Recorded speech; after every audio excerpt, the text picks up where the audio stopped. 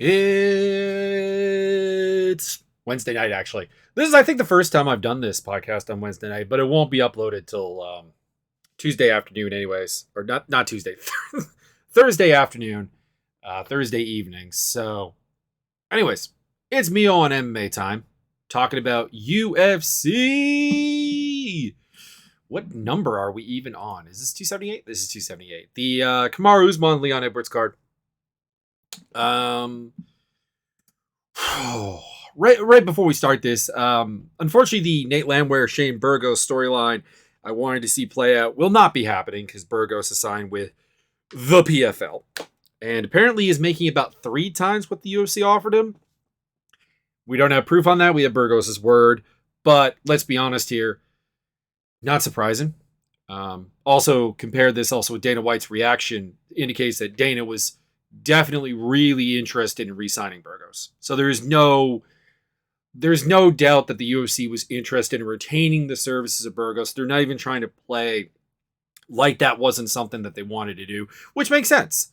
Burgos is a guy who has done well in the UFC, has been a bit of a needle mover, has a fan-pleasing style, and has been a guy who's been willing to more or less fight anybody that the UFC puts in front of him. So, like, he was the perfect action fighter. Not going to be a champion, not going to be a serious contender, but perfect action fighter in the promotion. And there is no reason they wouldn't want to retain him, but off to PFL he goes. And, yeah, there's not really much more to say about that. Of course, this, along with Francis Ngannou talking about things, has led to, again, the never-ending fighter pay talk. And it's just another reminder that I feel this has to be emphasized. The UFC is a $5 billion a year company by their own financials. And the rest of MMA as a whole doesn't even make that. This is a promotion that controls more revenue than all of its competitors combined. This is to use another sports term, this is the NBA versus basketball globally. There are a couple of other reasonable places to play basketball, but the NBA dwarfs all of them. As a result, NBA players make substantially more, like even bench warmers. This is not an EPL, English Premier League scenario where, like, you have in soccer / football, depending on what continent you live on. You have the EPL, you have Serie A, you have Bundesliga. Serie A and Bundesliga sometimes wane and increase in legitimacy, and then you have La Liga. So you have like 4 major promotions. So there isn't a UFC style scenario to drive wages, I guess. And the UFC gets away with paying so very little, yet we're fine with it. And the logic that gets thrown around all the time is they sign the contract, they can just do what Burgos did. They can just leave. The problem is that most of the time, they really can't just leave. Nate Diaz has been on contract for over 7 years on the same contract, a contract that was supposed to last, I believe, 3. They extended it to almost over double its length with tolling provisions and various things that are built into the contract to extend it. You have Francis Ngannou trying to leave, and he's not allowed to. And people will say, well, no, they signed the contract. Why does the UFC not have the same obligation to honor the contract? When the UFC cuts a fighter, even a terrible fighter, even a fighter you've never heard of, do you skewer the UFC? Do you talk about the righteous contract that needs to be applied? These are independent contractors. They should be able to terminate their own contracts. They should. With notice, maybe not immediately, whatever. They're, depending on what industry, there are different standards for an advanced notice. For example, when I was working for an accounting firm, I did have to give 1 month notice to terminate the contract. So I had to work a month there after informing them I was leaving. But I was allowed to leave early. I was allowed to leave a month and a half early.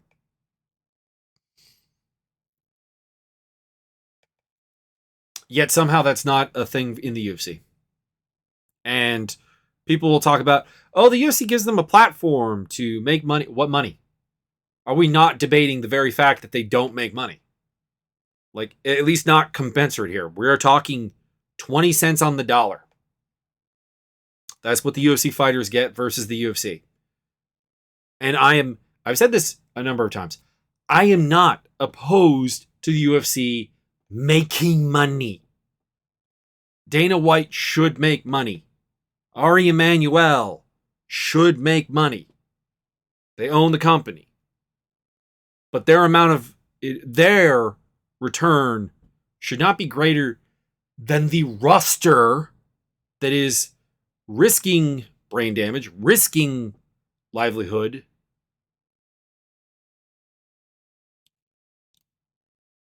gets. And I think people fundamentally misunderstand how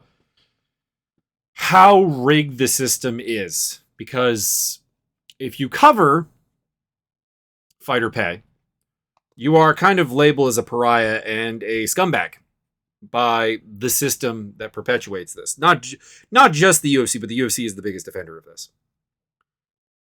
And there are many, many, many, many fighters that have stated unequivocally, Ali Abdelaziz's clients in particular, that Ali screens everything that they take in. That the manager who holds a favored position with the UFC controls everything that they believe vis-a-vis their career. And I don't think we have to talk about Ali Abdelaziz's morals and legal history to indicate how shitty that scenario is. And it's fine if you're like, you're not, Mio, you're not proposing an answer to this, so I'm not interested in hearing anymore. That's fine. But like, that's silence. Like, there are people who will come up with this, I don't care about fighter pay, they signed the contract. It's like, you do care. Otherwise, you wouldn't be wasting the effort to say anything. It wouldn't be done. Let's get on to the card. There's also KSW this weekend, but the card is nothing you have to see. If you got time, go out there, check it out. There will inevitably be some good fights. But in terms of like can't miss matchups, there aren't any. And this UFC card is also extremely weird because this does not feel like a pay-per-view.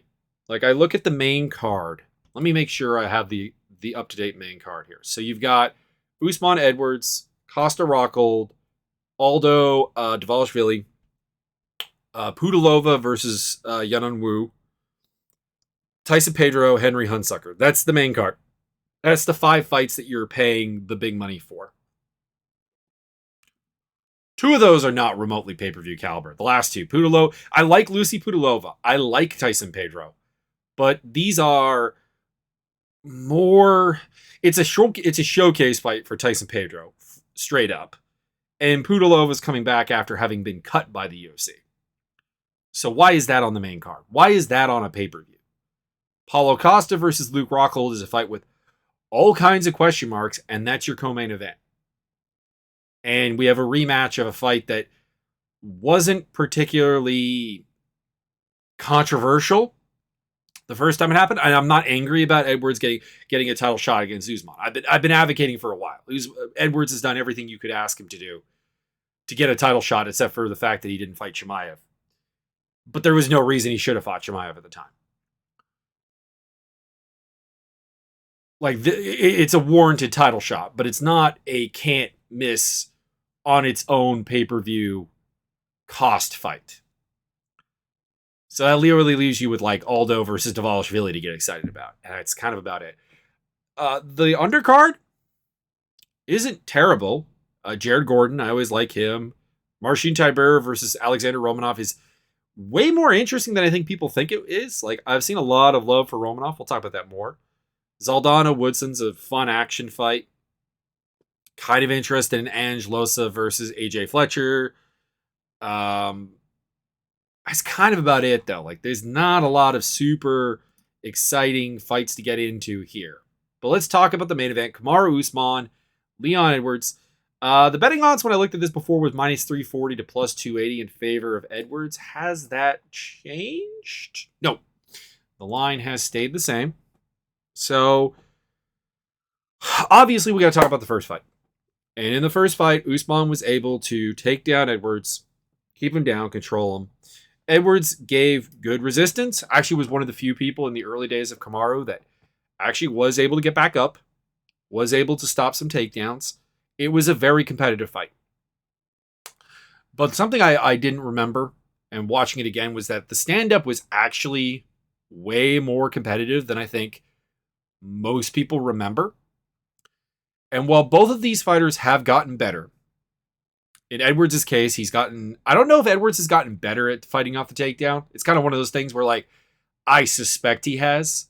I feel like he's been working with the right people. He's shut down wrestling games. He's done everything that would lead you to believe this, but he's also not fought anyone nearly on Usman's level of wrestling. So, like, has he gotten better at wrestling? Or has the level of competition in the forms of Dominic Waters, Albert Tumanov, Vicente Luque, Brian Barberena, Peter Sabota, Donald Cerrone, Gunnar Nelson, Rafael Dos Anjos, and Nate Diaz just simply not been the same level of wrestling? Like, that would be my take. Like, most of those guys are guys who really aren't wrestlers to begin with. Like, Gunnar Nelson has a good grappling game. Donald Cerrone has a pretty good grappling game, but they're not predominantly great takedown artists. They kind of make people uncomfortable on the feet, and then implement a wrestling game. The best, like, just primary wrestler on that list might actually be like Peter Sabata, which is kind of concerning. And, like, that's the thing, is, like, I have no doubt that Edwards has tried to address his shortcomings as a wrestler, but there's just no one on there that he's beaten since then that is remotely in the same league. Whereas I think we can undoubtedly say that Usman has improved his striking considerably. He's still very tense. He has some terribly bad reactions to getting hit because of that tension. But he has good footwork. He's applying the fact that he is a very powerful dude, a pretty fast dude, just in general, explosive, and obviously has Henry Hooft in his corner, who is for his shortcomings that I have detailed in the past, what I think about Henry Hooft as a coach, is an incredibly good guy at breaking you down and then rebuilding a very fundamentally solid striker. He's had enough time to make that happen. And then, of course, the run with Trevor Whitman as well, another fantastic coach in the striking game. So one would think that the striking gap that Edwards had is probably actually closed a bit. Because it's not that Edwards isn't a better striker than he was. I think notably, actually, the biggest improvement I've seen from Edwards since the Usman fight is actually a much better ability to find his range, because he's a fairly tall dude in general, fairly long.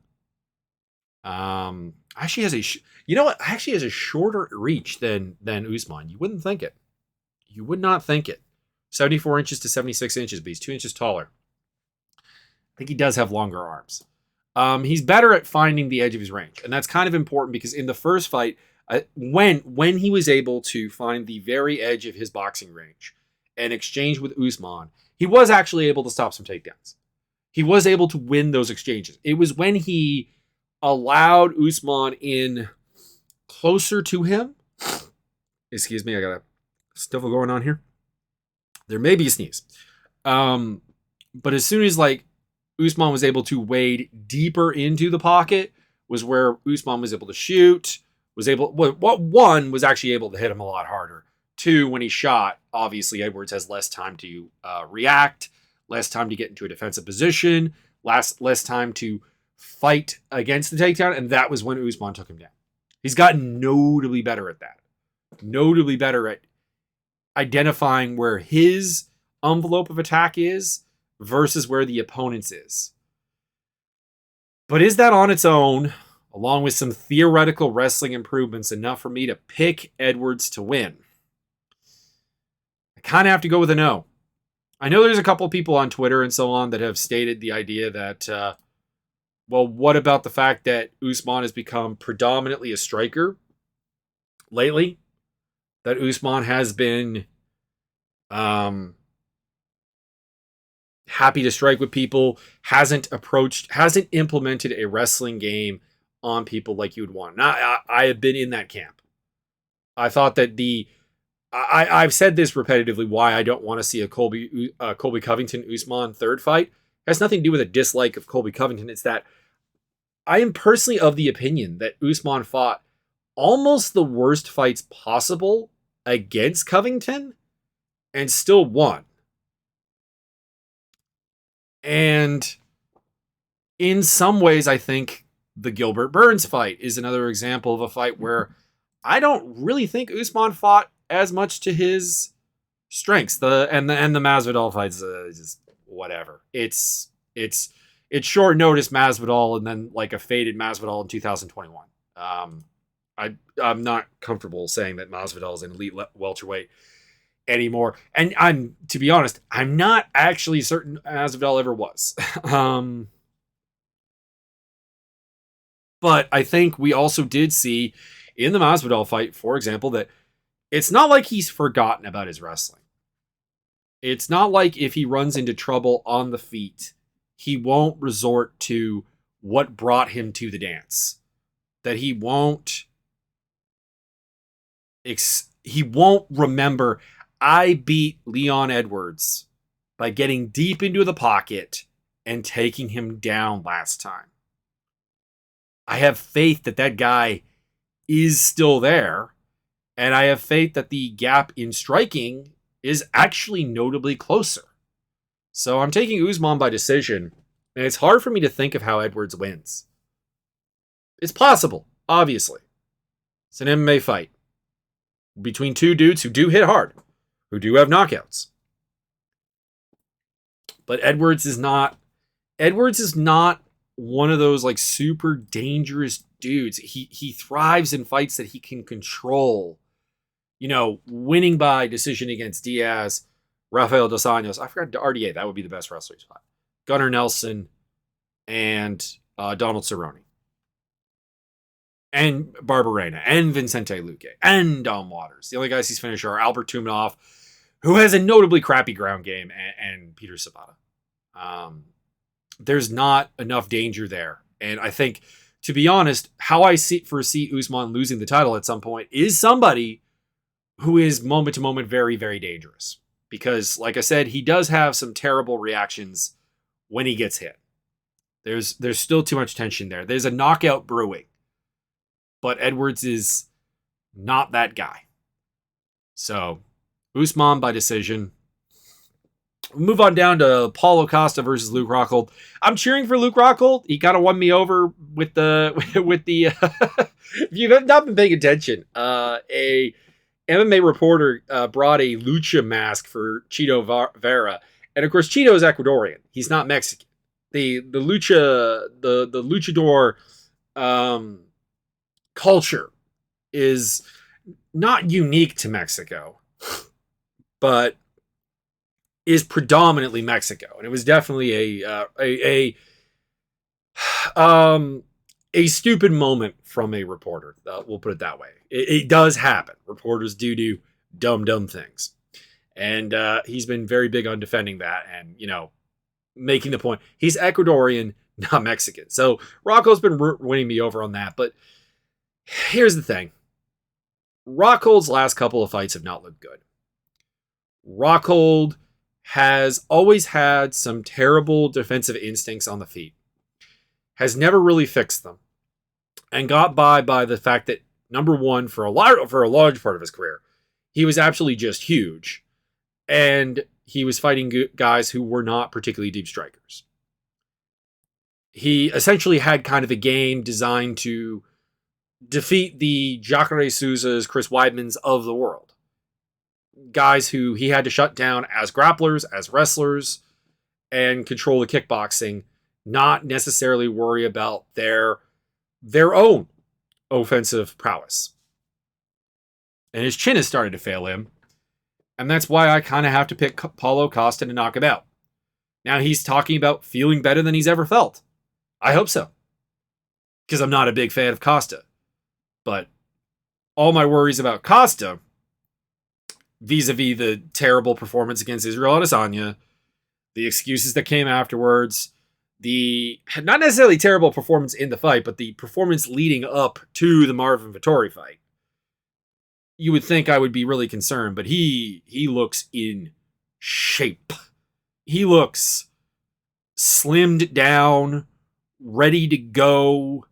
Best version of Paulo Costa we've ever seen. And as much as Luke Rockhold represents a more complete striking talent than anyone that Costa has not faced, because he's faced Israel Adesanya, but that he has beaten, because, I mean, Costa's biggest striking win is Uriah Hall and Yoel Romero, both of whom are very, very limited in very specific ways strikers. But Rockhold's defensive deficiencies and a fading chin, yeah, I have to take Costa. I have to take Costa. But I'll be cheering for Rockhold, which I never thought I'd be doing, because never been a big fan of Rockhold. But it's growing a little bit. What are the odds on that? So the odds, last I checked, was minus 275 to plus 225 in favor of Costa. Has that line budged? Nope, that line is the same per Tapology. Mind you, to be clear, I'm checking these lines like 24 hours after I checked them the first time. I'm not expecting a lot of movement to have happened. Jose Aldo versus Merab Dvalishvili. This is kind of a sad pick, because my essential worry is that Jose Aldo, who looked like he was having a hard time keeping up with the lead at 145, went down to 135, and we thought it was a bad idea. And he's looked good. He's looked very good. Even gave Peter Yan a good fight.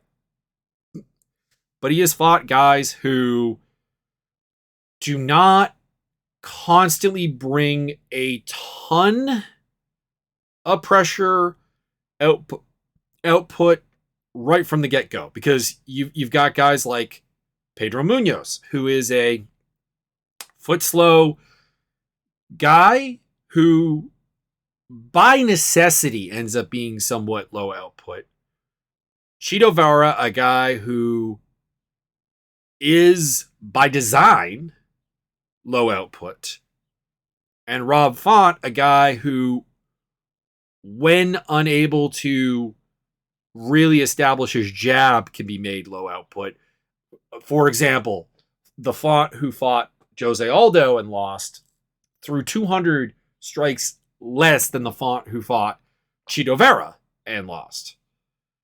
And with Merab Dvalishvili, for all of his flaws, not having a great finishing game, for example, not being the most well put together striker, is a ton of aggression and a ton of wrestling threat, a ton of pressure. And it's kind of one of those cases where, like, I need to see Aldo hold up to that kind of challenge at 135 before I believe that he can. So I'll be cheering for Jose Aldo, because the man has done a ton for the sport. He's an amazing fighter. All-time great. But I think that Dvalishvili is going to bring the pace, bring the pressure. Well, allow me to even correct that. I know Dvalishvili is going to bring the pace and the pressure and the takedowns. And I don't honestly know that Jose Aldo can keep up with that. Because when Peter Yan turned the wick up, Aldo started to run out of solutions. And Dvalishvili is an absolute bazooka missile flying at you of pressure. And I think he gets it done. I don't think he finishes him, because Dvalishvili, like I said, is a notably not great finisher. I I actually now have to think about, has he ever... Okay, no, he finished Marlon Moraes, but Marlon Moraes has been very much shot. Yeah, he has not finished anyone else since 2017 against Rufion Stotts. Ironically, a guy who's finished Rufion Stotts and who's finished Marlon Moraes was not able to finish like Brad Katona, Terrion Ware, Tony Gravely, Casey Kenny, Gustavo Lopez. It's a bit weird. I might have to go back and watch that Rufion Stotts fight, particularly if I'm studying for Rufion Stotts. I mean, it's 2017. It's probably not that relevant, but it does feel like that fight might be interesting to look at. Again, the odds are the same as I looked at them before. Plus 100 on Aldo, minus 120 on Dvalishvili. So it looks like some other people are putting down what I'm putting down here, that the pressure from Merab might just be too much. Yana Wu versus Lucy Pudilova. I don't have a ton to say about this fight, other than it should be on the undercard. I think it was originally on the undercard, so this may not be on the main card. Because, according to my notes here, I have Marcin Tybura and Alexander Romanov on the main card in this one's place. But Tapology now has this on the main card. So I don't know. We may or may not have to pay to see this fight. But as much as I love the fact that Pudilova is back because she's a fun action fighter. Excuse me. She's a fun action fighter who lost 4 in a row against really tough competition. She does feel like she's UFC caliber. She's kind of well-rounded, kind of puts a hard fight, a hard pace, hard effort, maximum effort type fighter everywhere.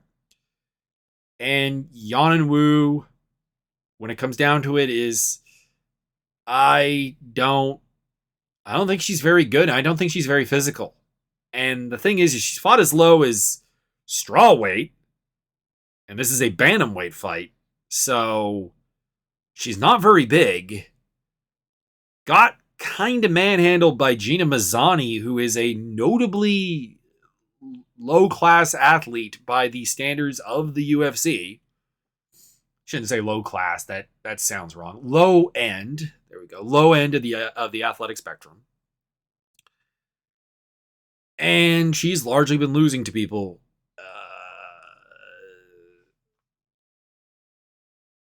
a fair bit.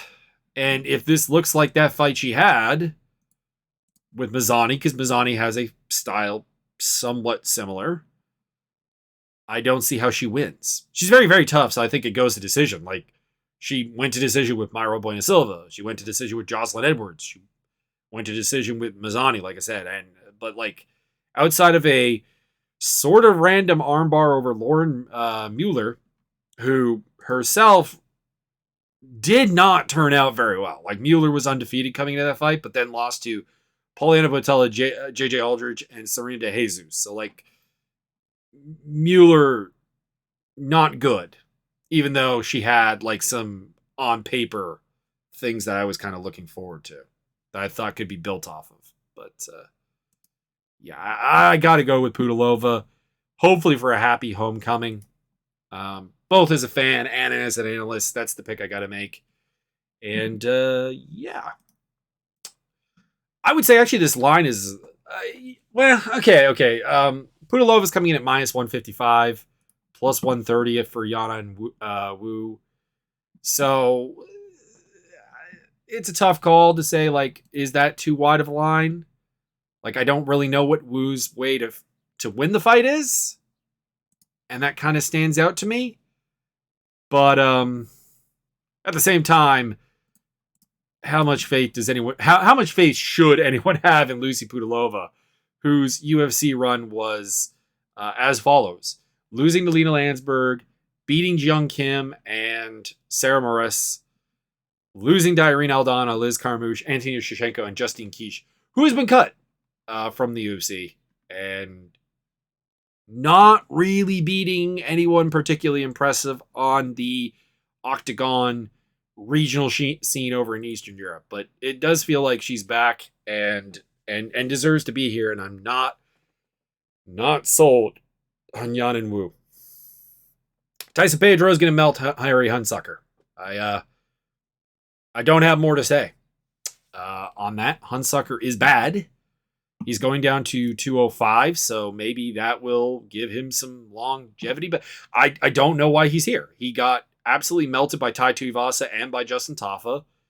Doesn't have a particularly good record otherwise. Like, dude is 7-5 with a round 1 loss to Dontel Mays and to Jared Vanderraa and to a guy named William Vincent, who was 0-2 at the time. Granted, he was 0-1, but William Vincent is not good and has beaten. Like, honestly, legitimately here, I don't know why Harry Hunsucker ever got into the UFC. I don't understand. I don't get it. I don't understand why he's been given this chance, but whatever. Maybe going down to 205 will allow him to do some things, but like Tyson Pedro is a legitimate prospect. Or was. His career kind of got derailed by health issues, and now he's 30 years old, so is he still a prospect? I don't know, but like he did come off a 4-year layoff and didn't look bad against Ike Villanueva and beat him, and Hunsucker might actually be a lower level fighter than Villanueva. So yeah. Pedro minus 800. Maybe a bit wide, but my lord, plus 550 on Hunsucker. I wouldn't bet on it. Hunsucker is just not good. And again, both based on what I saw before and now, this appears to be a main card fight. It's kind of horrifying. Not really a fan. Marcin Tybura versus Alexander Romanov. Romanov's minus 350, plus 275 for Tybura. People are really, really, really, really, really high on Romanov. And I am too. Dude is a legitimate takedown threat with a solid top game who can submit you, can pound you out, has a lot of power, and is built like a sentient fridge. There's a lot to like there. He's huge too. Although he does look notably slimmed down for this fight, which might be a good thing because I do think that like that size was causing him to be a bit of a fader. But there are two fights that really make me worried for Romanov in this fight. One is his and one is Tybura's. Marcin Tybura defeated Sergey Spivak not that long ago. And Sergey Spivak lately has looked like an absolute killer. An imposing wrestler, strong, notably smaller than Romanov. I want to make this clear. He's not Romanov. But a guy who implements a very similar game to Romanov. I think they're also from the same country. I think they're both Moldovans. And he did a lot of good things in that fight to get the win. And in Romanov's fight against Juan Espino, who we've not seen since, I think some shortcomings were discovered there. Espino was able to put him on his back. Espino was able to clinch with him and trip him to the ground. And my question essentially becomes, how much better than Marcin Tybura is Juan Espino? And how much better than Sergey Spivak is Alexander Romanov?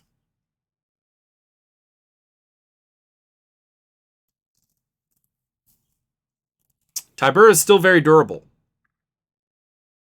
He's incredibly game. And he comes back from adversity almost every time.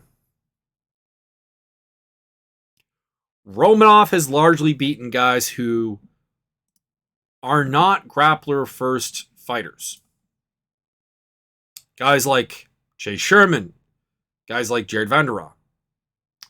Guys like Marcos Rogerio de Lima and Roque Martinez. The only time he was faced with a really solid grappler, he did win, but won by technical decision against Juan Espino And Espino had a ton of moments.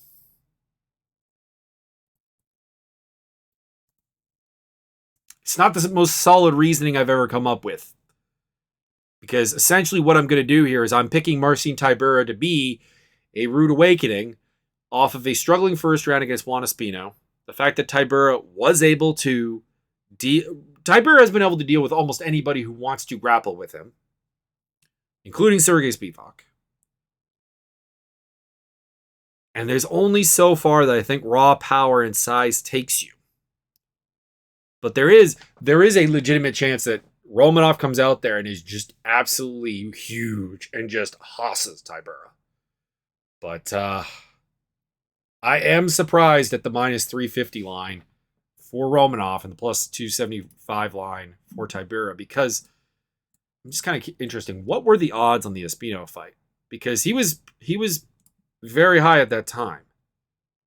Espino was only a plus 120 underdog. I don't know. It's a bit weird. Romanov definitely has a big star. I'm hoping he pans out, but I'm going with Tybura to win a decision and get stronger as the fight goes on. Whereas I think Romanov will fade. But at the same time, I'm kind of hoping to be wrong, because like Romanov is the young hot prospect here. Like Tybura is a guy we've seen against basically everyone in the top 15. So there's not a ton of intrigue about what he can do. So I'm kind of hoping to be wrong here, but like, I don't know. I just can't shake it. Can't shake it. Jared Gordon versus Leonardo Santos. Santos, the old man, is back. How old is he now?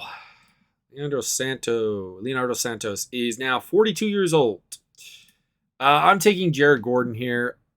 Essentially, the way to beating Gordon has historically not been to just simply grapple with him, because he's good enough at not getting submitted and he'll make you work. And like, yes, he lost to Joe Selecki. Yes, he got submitted by Grant Dawson, but Santos doesn't have nearly what Dawson has in terms of strength and grip strength. Like Dawson's grip strength appears to be absolutely terrifying lately, because I think he's gotten like he's had another couple. Like he submitted him. He also beat Leonardo Santos.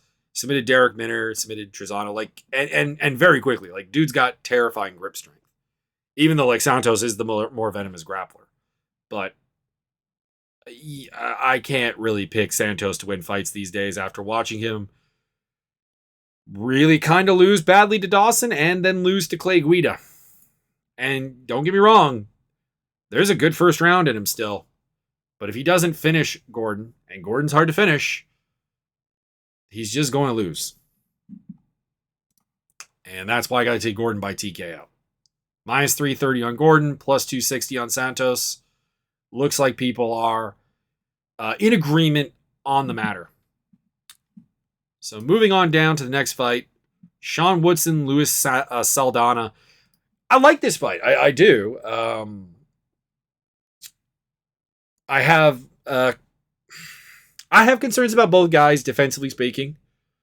Grant Dawson is a guy who I think definitely has grown as a fighter, molded as a fighter, with the idea that he is insulated by his reach, because he is massive for 145. I think he's 6'2". I could be wrong on this. 6'2", 79-inch reach. Yeah, that is insane. That is straightforward insane. And Saldana has basically the same problem. Not necessarily that he thinks he's been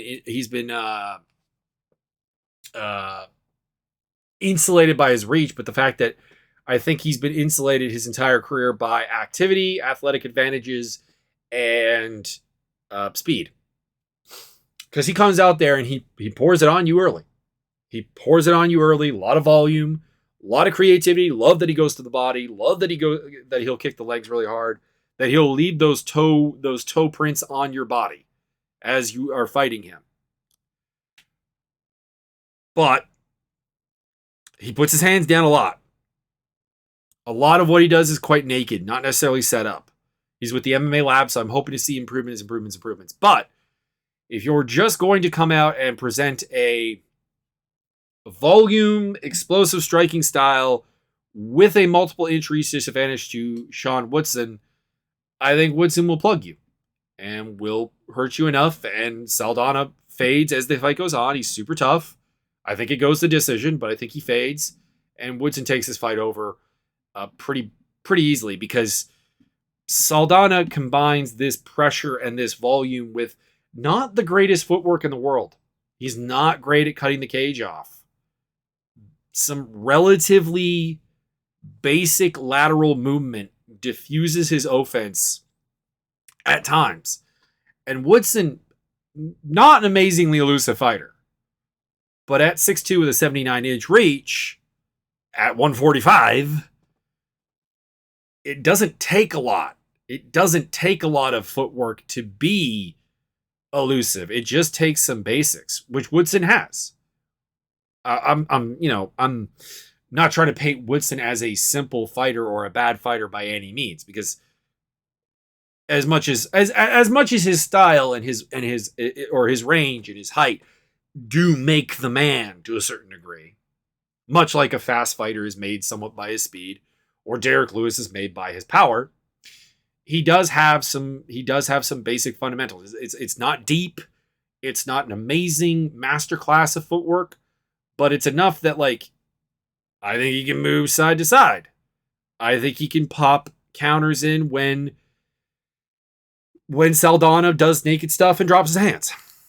I think if Saldana does his spinning stuff and his jumping knees, he could very well end up like Ode Osborne last week against Tyson Nam, where, like, throws a jumping knee, gets cracked.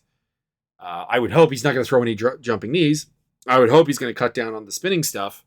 But Saldana, a bit of a meme fighter, even if there's a lot of good ideas there. The one thing I will say is his cardio held up better against Bruno Souza, but it was also at a reduced pace. So I don't know.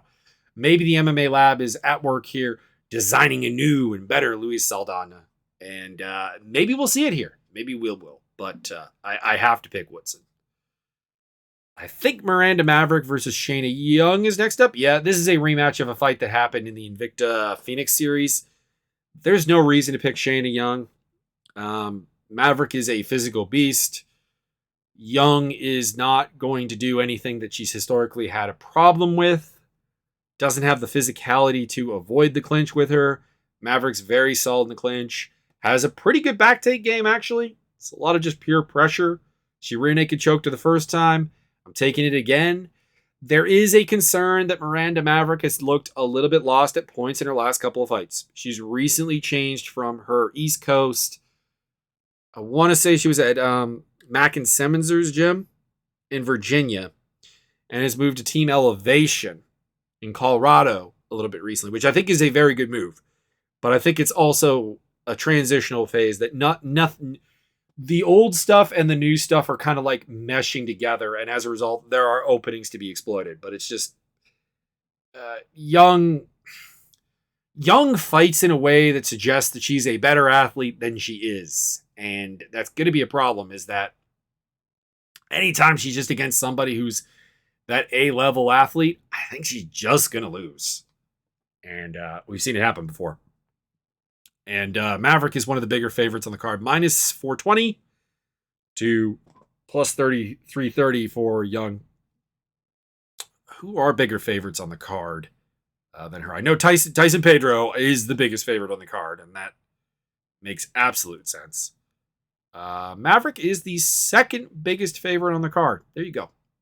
So Miranda Maverick getting some love, and hopefully she gets it done. Although that performance by Brogan Walker at the Ultimate Fighter finale really makes me want to go back and watch Miranda Maverick versus Brogan Walker to see how Walker won again. I watched the fight, and now I don't know. Maybe I need to watch it again and just completely reevaluate where I think Miranda Maverick's strength is. Like her literal physical upside. AJ Fletcher versus Angelusa or Lassa? I forget which it is. Fletcher's favorite here at minus 155, plus 130 for Losa. I'm taking Losa, though, actually. Fletcher is well, they're both very, very raw. They're both raw athletic fighters who don't have a lot of depth to their game. But I like Los's training at Kill Cliff. I think that Fletcher. Uh, I don't think that Fletcher has the greatest training situation because last I checked, he was at Gladiator Academy in Louisiana, and to me that suggests that the AJ Fletcher that we saw against Matt Semmelsberger probably still is the AJ Fletcher that exists. Like, he did some amazing work actually in that fight. Was winning the fight up until he wasn't, essentially. But it was his first really big test of somebody who just wouldn't go away and would have some structure on their game and some physicality on their game, and he didn't do all that well. Whereas, granted, Angelusa did lose, has lost pretty much all of his steps up in competition. Jack Della Maddalena, Munir Lazez, but those are like two really, really, really, really good like prospects for the future guys who are amazingly good at controlling range and striking. And Fletcher's not that. Fletcher's gonna not really exploit the fact that Luce has got a little bit of a limited reach. He's gonna give him the countering opportunities that he likes to hit. And this is another underdog pick for me. He's coming in at plus 130 to minus 155. I think Luce is hard to control in the clinch, hard to take down, better range striker, has a proven gas tank over 3 rounds that Fletcher does not have. And I'm taking him to win by decision. Amir Albazi versus Francisco, the Sniper Figueiredo. Flyweight bout. Gotta love flyweight bouts. And we got 2 of them here to start the night along with a bantamweight bout. That's actually a really good way to start a card.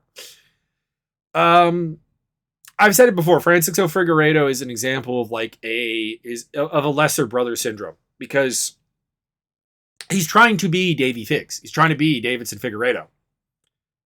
But while he is, like, in his own right, actually a pretty good athlete, he's not a Davey Figgs level athlete. And as a result, it doesn't really work because I think a number of people have stated, and I'm not alone on it, that like Davey Figgs' style, like many, many, many super athletes, does not work even if you lower the athleticism just a bit.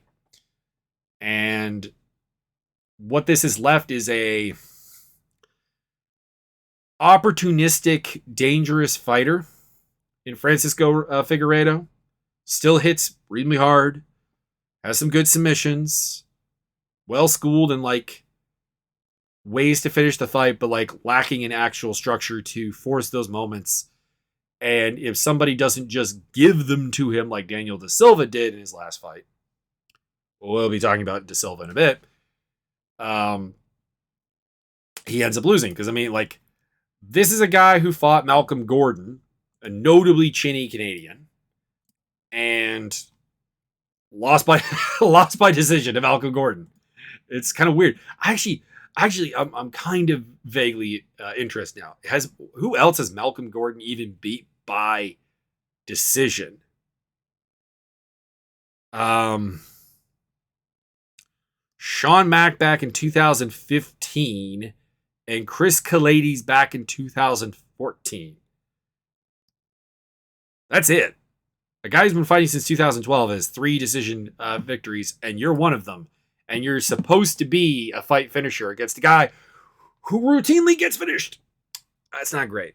Yeah, I'm taking Amir Albazi. I still have some questions about Albazi, honestly. But dude is pretty physical, has a good submission game, has a serviceable enough striking game that he can get to the wrestling and the grappling exchanges. Figueiredo will give him those grappling exchanges. And as much as I think Albazi is headed for, at some point, a reckoning where he loses a fight, I don't think it's this one. And yeah, Albazi by decision. Most likely because Figueiredo is still actually a pretty hard guy to finish. Orichi Lang versus Jay Perrin. Jay Perrin's just not very good. Like, I hate to overly reduce this fight to that, but he's not very good. Arichi Lang did lose to Cody Durden, which is concerning. But it should be mentioned, like, Durden's actually put together a reasonable run lately. Like when the UFC signed Durden, I was kind of nervous because number one, I knew about some of his controversial stuff on Twitter. But like a guy who, did have a draw with Chris Gutierrez, was beating Jimmy Flick until getting hit with a flying triangle, and did beat JP Buys and lost to Mohamed Mokaev, who, as much as I still have concerns about, is not terribly surprising. I have to go with Arichi Lang. Decision, minus 190, plus 160 on Perrin. Looks like people are with me. Oh, Albazi's a minus 360 favorite, by the way, and plus 280 on Francisco Figueiredo. Victor Altamirano versus Daniel Da Silva, or Daniel Lucerno, as he is sometimes referred to as. I don't know what the deal with that is. If you do know, let me know. I have to go with Altamirano, even though I'm not a big believer in either. And I'm not a big believer for different reasons. Essentially, with Altamirano, I like the style he's put together. I like the pace, the volume he can put out there, the on-the-fly adjustments. The fight IQ appears to be in a really good place where he makes good decisions throughout the fight. He'll try to fight you where you are weak, which is something a lot of fighters do not do. Great cardio. Good scrambler. Kind of has everything you want, except for, like, there's no wow factor. There's no physical attribute that really is amazing with him. It's not that he's unathletic, but he's not particularly strong, not particularly fast, not particularly explosive. And that always is going to be a limitation at a place like flyweight, because flyweight is a very, very athletic place. I've said this a number of times, and other people have. The lower weight classes in MMA are where athleticism is simultaneously less of a weapon, but more of a must-have, because you are getting people who are too small for other sports. If you're a heavyweight and you're in the UFC, it's because you're not athletic enough, or for whatever reason didn't go into football or basketball or things of that nature. As you get lower and lower and lower, the options to play things outside of basically soccer start to dry out.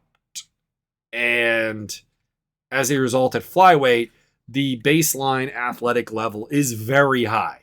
And that's what limits Altamirano. And it's also what limits Daniel Da Silva, because Daniel Da Silva has a lot of wow factor. He has a lot of wow technical stuff. He'll chase for submissions really, really hard. He's explosive. He's powerful. He feels like a guy that you wouldn't want to get punched by in general. But everything is kind of put together in a way that is over aggressive in some ways. Like the Francisco Figueiredo fight he had was a perfect example. He gets Figueiredo down, and he just absolutely, in his eagerness to get things done, just absolutely gives it, like, force feeds him a knee bar, and Figueiredo takes it and submits him. I don't think Altamirano will do that, because Altamirano is not really a finisher. He's more of a structured, break you down, beat you on volume. I could be mistaken, but I don't think he has many finishes. Altamirano's finishes. Had a couple early in his career. Finished 4 of his first 5 fights. But yeah, there's only been one since. A triangle of Lloyd McKinney at LFA 95. And Lloyd McKinney is not a great fighter.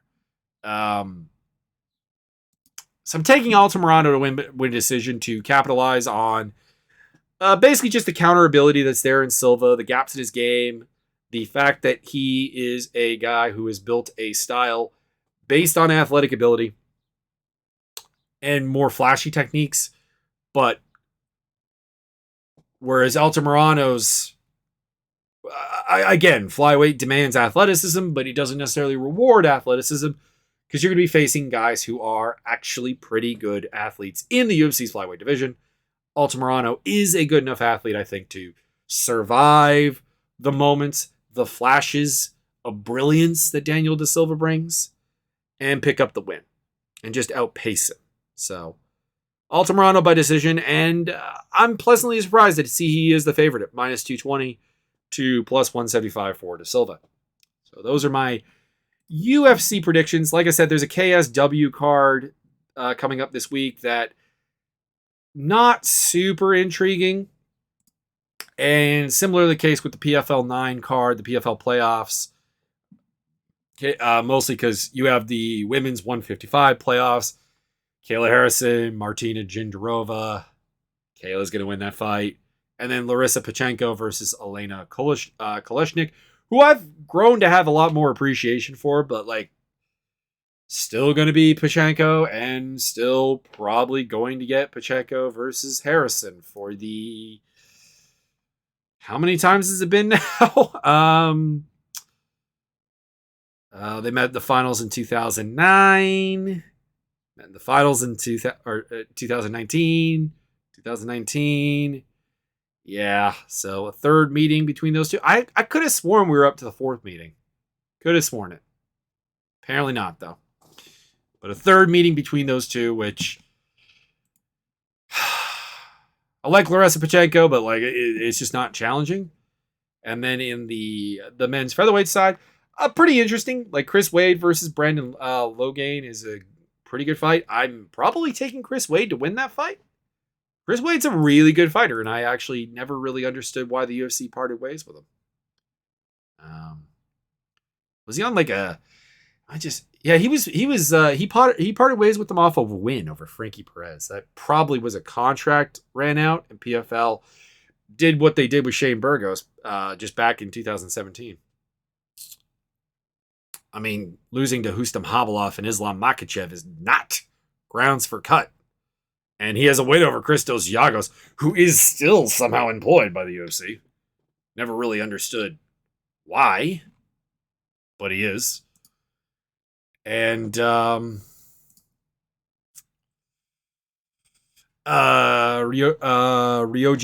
Kudo versus Bubba Jenkins, which I'm taking Jenkins to win. So that's my picks for the finals. Is there anything else interesting? I mean, I'm always fun to see Marcin Held fight, but he's fighting Miles Price, who's just not very good.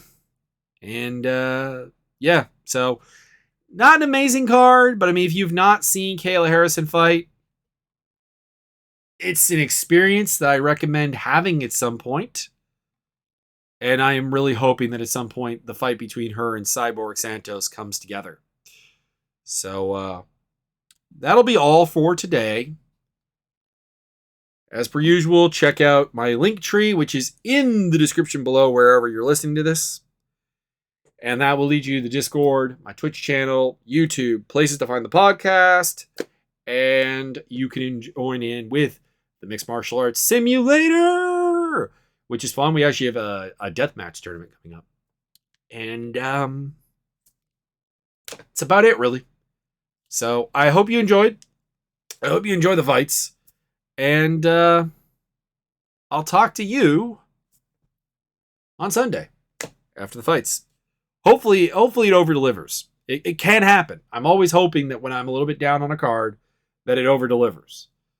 The only thing I hate is that when people are like, whoa, this card over-delivered, so all the cards will over-deliver. There is no guarantee of that. And I am pleased to say that last week's card, I was actually pretty high on, and it delivered. So there you go. So I will see you, well, you will hear me on Sunday.